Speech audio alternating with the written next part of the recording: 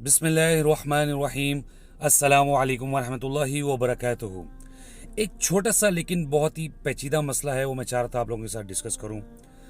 मेरे कुछ मुसलमान भाई हैं, वो जब नमाज पढ़ने लगते हैं तो नमाज से पहले वो उस नमाज की नीयत कर लेते हैं अपनी ज़बान में। जैसा कि अगर ज़ोहर की नमाज पढ़ने लगे हैं और 4 फ़र्ज़ पढ़ने लगे हैं तो वो नियत करते हैं, मैं नियत की नमाज़ पढ़ता हूँ, 4 फ़र्ज़ नमाज ज़ोहर, इमाम साहब के पीछे मुँह काबा शरीफ, अल्लाह अकबर।